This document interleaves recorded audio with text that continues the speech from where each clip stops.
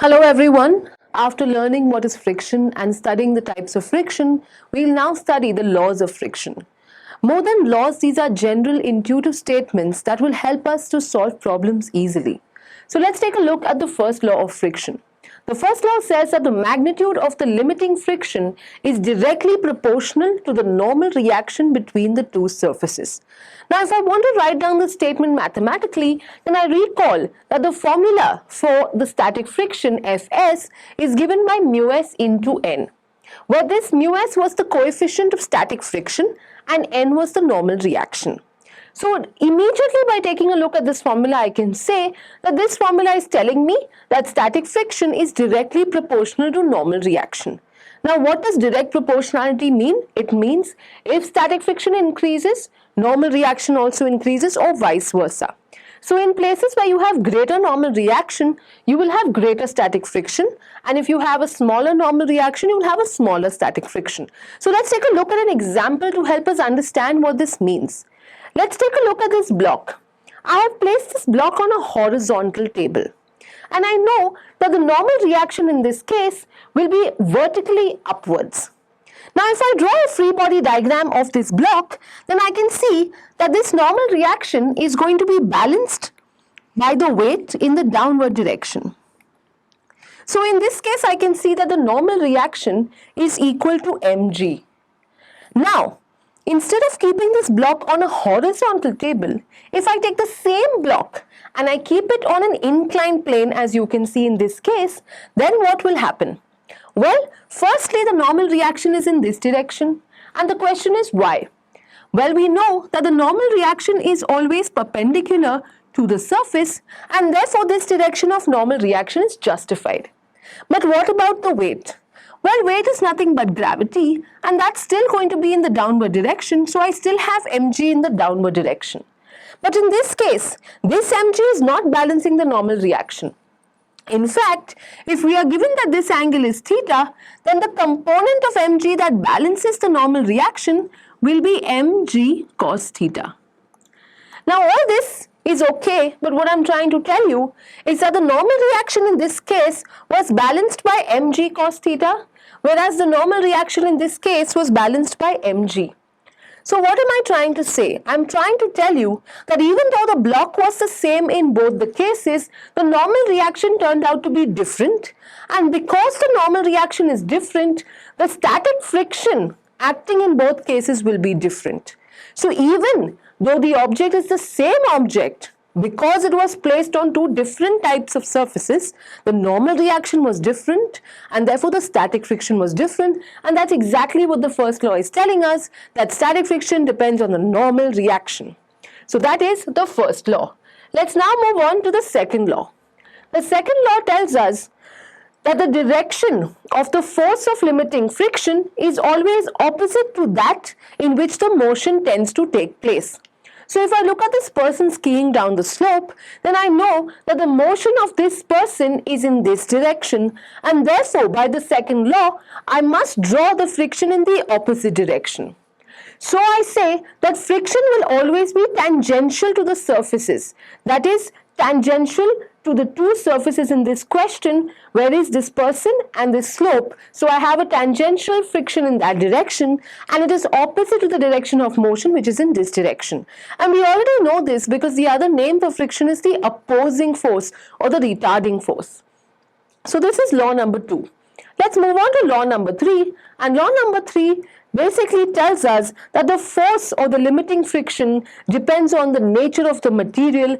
Basically, I'm talking about the smoothness or the roughness between the two surfaces, and this is a very intuitive statement. It's very easy to slide on an ice rink, and that much more difficult to even walk on a mountainous terrain. So depending upon the smoothness or the roughness of two surfaces, we can tell whether the friction is going to be less or more, and that's exactly the law number 3.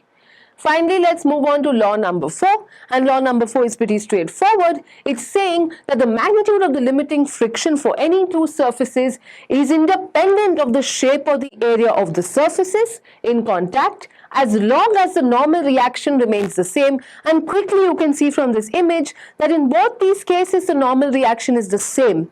Even though in one case this object is placed vertically and in the other case this object is placed horizontally, because it's the same object and it has the same weight and it is placed on the same surface, I have the same normal reaction in both the cases. And because normal reaction is the same, static friction will be the same. It doesn't matter that I have kept it vertically or horizontally. And that's exactly what they're trying to say, that limiting friction doesn't depend upon the shape or the area of the surfaces in contact. It only depends on the normal reaction. So as long as the normal reaction remains the same, the magnitude of the limiting friction will remain the same.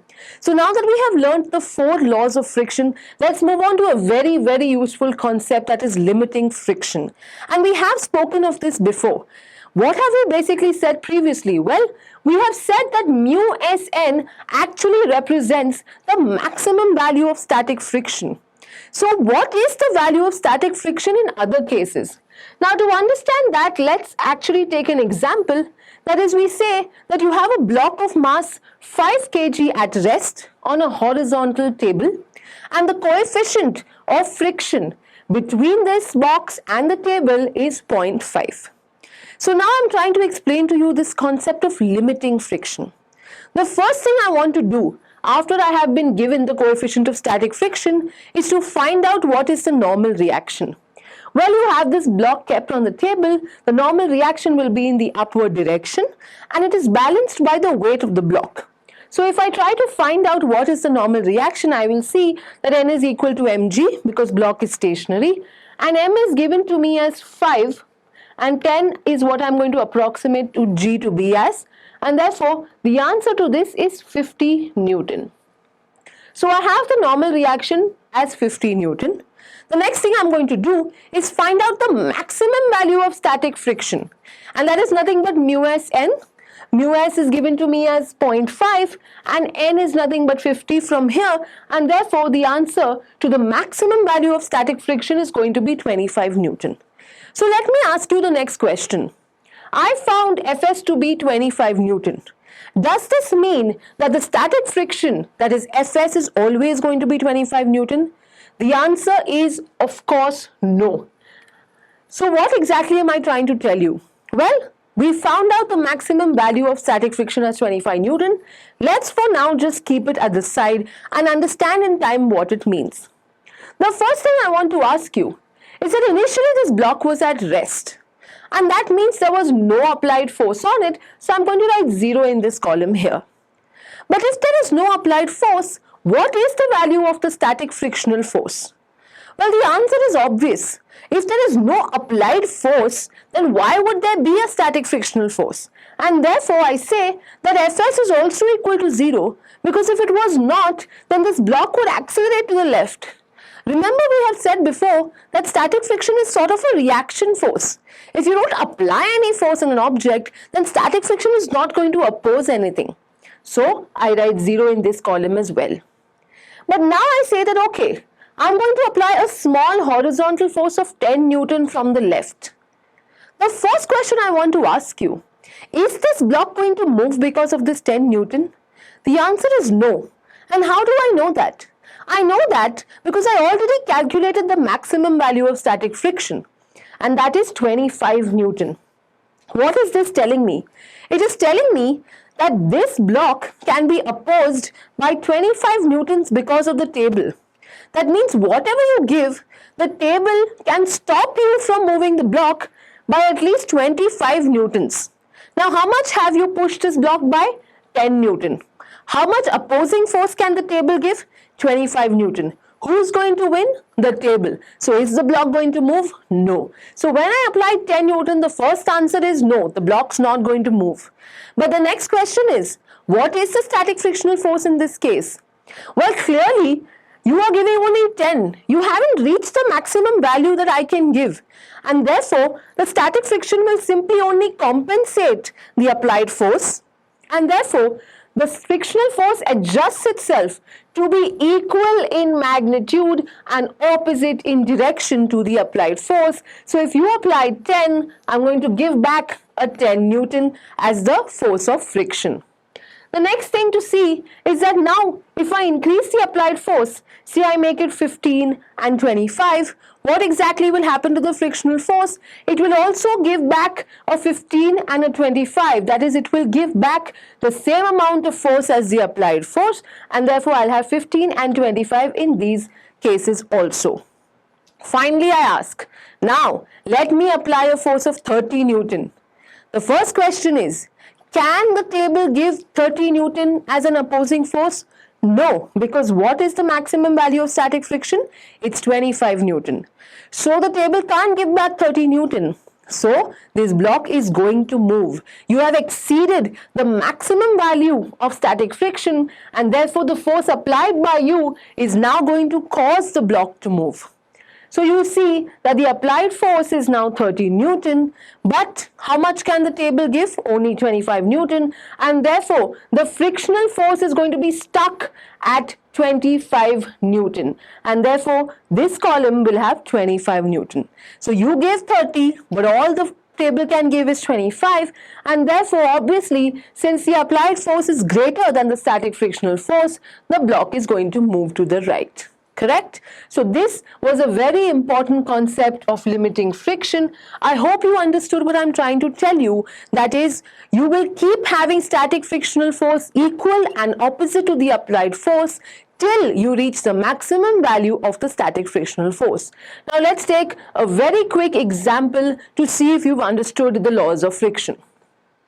In this question, we have been told that you have a uniform chain which lies on the table, and you have been given the coefficient of friction between the chain and the table, that is 0.25. The question is, what is the maximum fraction of the length of the chain that can hang over one edge of the table? So let's draw a quick diagram. I have been given a table, and you can see that this chain is kept on this table. Some portion of the chain is on the table and some portion is hanging. The first thing I'm going to do is say, let's say that the mass of the chain is capital M, and then I say, let's say that the length of the chain is capital L, and I'm going to find this useful quantity that is capital M by capital L, which I call as the mass per unit length.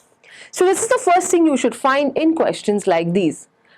So I have capital M upon capital L as the mass per unit length. The next thing I want to do is to find out the mass of this portion which is kept on the table, and I also want to find out the mass of this portion of the chain which is hanging.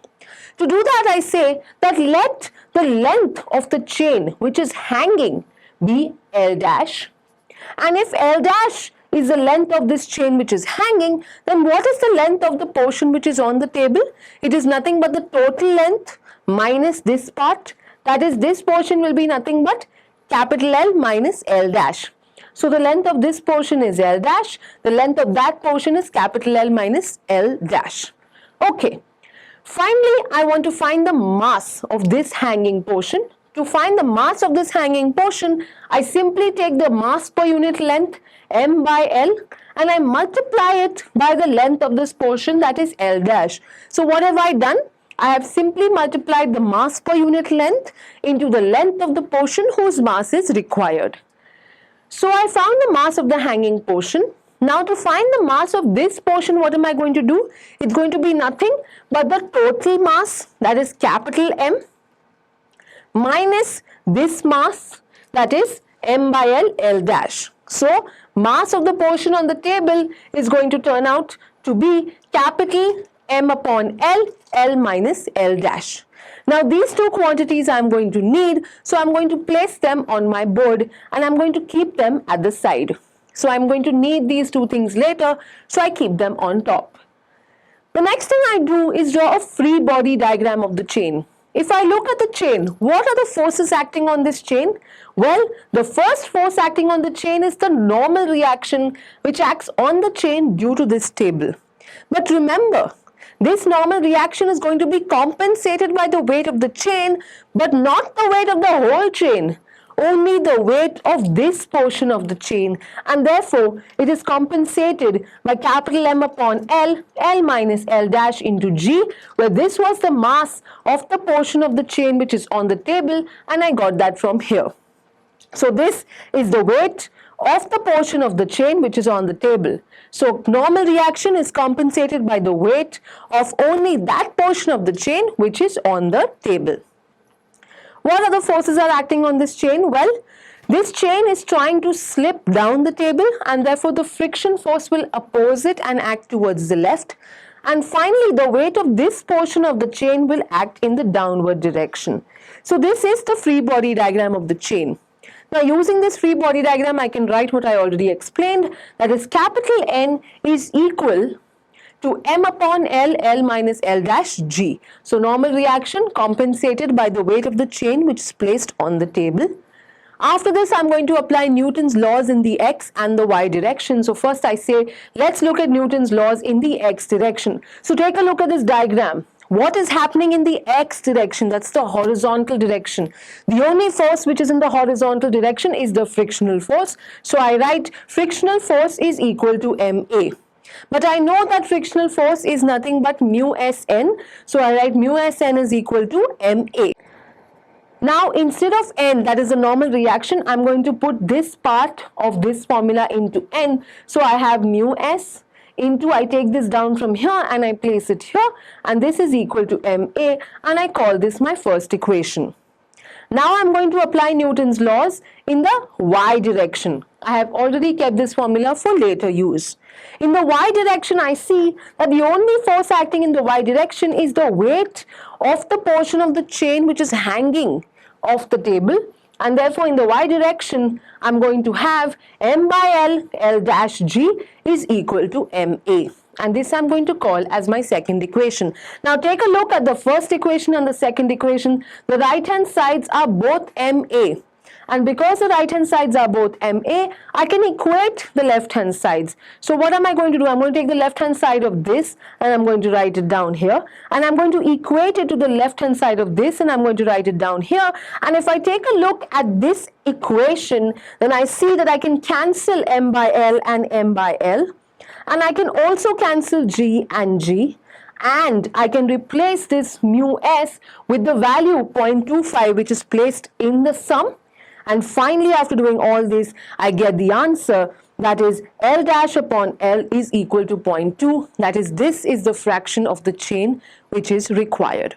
So I hope you were able to understand the sum. Don't worry, it is a tricky sum, which is why I did it with you. I hope you liked this video. If you liked the video, please subscribe.